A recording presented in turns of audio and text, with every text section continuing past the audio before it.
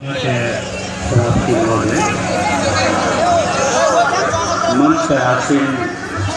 बहुत बुद्धिजीवी और विद्वान मित्र सब और विभिन्न जिला से हमारे साथी लोग हैं और अनेक बाधा व्यवधान के बावजूद भी इस सभा में उपस्थित अपने जनता सब, अग्रज मित्रगण और बउआ बुची लोग सब,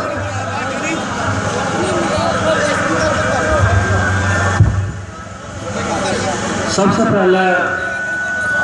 हमारे गिरफ्तारी के बाद जे अपने सब असीम स्नेह देख लिए और गिरफ्तारी का तुरंत बाद सड़क पर होते के पुलिस के लाठी खाए तैयार भ गए, पुलिस के मारपीट खाए तैयार भ गए। बहुत आदमी खून पसीना से बहलक, कतेक आदमी के हाथ से टूटल और समग्र में जे असीम स्नेह देख लिए, एक लगाव देख लिए, वही के लिए सबसे पहले हम लाख लाख नमन करना चाहिए।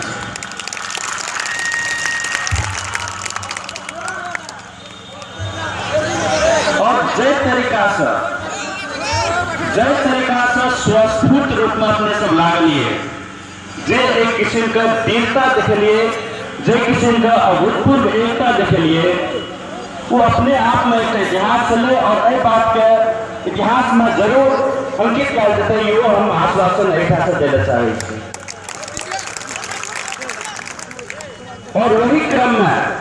क्रम में सुरेंद्र मधेसी के हाथ से उठल, हमरा जते जानकारी के अनुसार कह रहा श्री दुर्गा प्रसाद जी सर से कपाल पे प्रहरी के लाठी लगल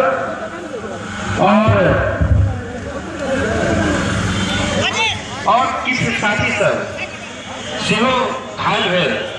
तो उनका सबका पहले हम बहुत बहुत धन्यवाद देना चाहे छी। और उन्हें बहुत आदमी उस सड़क के संघर्ष में बहुत आदमी और खून पसीना बहलक, बहुत आदमी प्रहरी का दमन के शिकार भेल, उस सब का फिर हम पूरा एक बार नामे लगा धन्यवाद देना चाहिए। और हमारे मूल रूप से तबियत उतनी ठीक नहीं है और गला सेहो कर लगे, तो हम किस लिमिटेड बाजब और बहुत ऊर्जावान भाषण सब हमारे साथी सब पहले दे चुकल है, तब ते कारण से हम संक्षिप्त में और अगर हम बात चाहिए और कुछ पूछ सकलिए तो हमारा लिए बहुत लाभ रह किया। तो 70 में से पहले हम शायद नहीं कोनो कार्यक्रम कर सकलो, एक लिए माफी भी हम चाहे।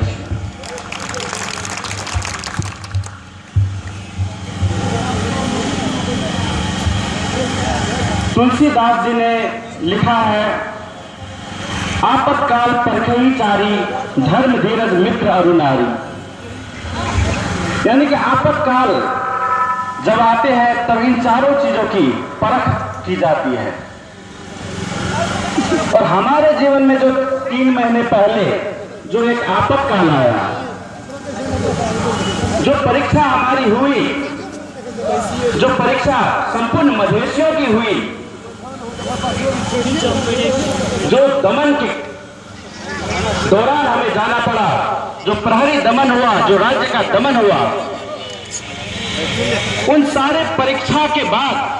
हम यही कह सकते हैं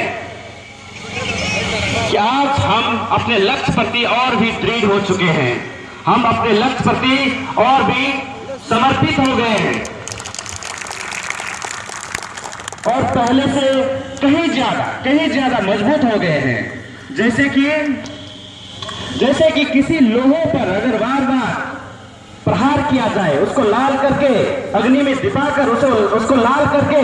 उस पर बार बार प्रहार किया जाए तो लोहा और भी मजबूत होता जाता है। उसी तरह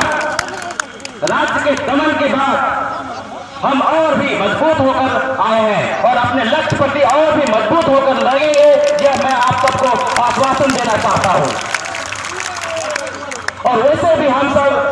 लोहान सेन के वंशज है और हमारा जो संकल्प है वह किसी लोहा से कम नहीं है। और यह संकल्प कि लोहा का संकल्प संपूर्ण मधेसी का है और हम इसी संकल्प से अपने लक्ष्य की ओर आगे बढ़ते रहेंगे।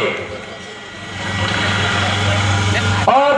शासक वर्ग ने सोचा कि चलो 2-4 मधेसी को पकड़ के जेल में बंद कर देंगे और ये लोग डर जाएंगे और खामोश हो जाएंगे, चुप लग जाएंगे। और इसी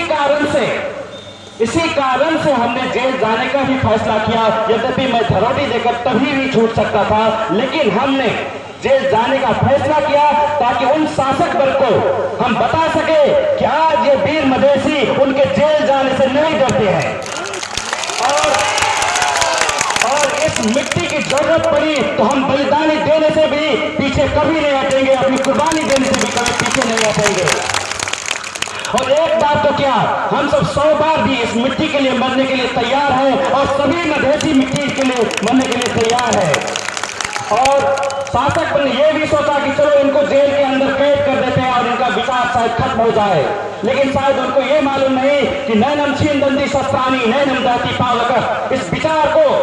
दुनिया की कोई भी सलाखा, दुनिया का कोई भी जेल कैद नहीं कर सकता। वो बात हमने साबित करके दिखाया है। मैं वहां पर बंद था, लेकिन मेरा विचार जो है पूरे मधेश में फैल चुका है और फैल चुका है। तो